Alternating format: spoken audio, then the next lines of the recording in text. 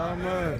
Asubuhi nikasema ya kwamba Roho wa Bwana amewapaka mafuta watumishi wake kwa ajili ya kazi ambayo amewaita, na sio kazi nyingine, ni kufungua watu, kutangaza habari njema, kutangaza mwaka wa Bwana uliokubaliwa.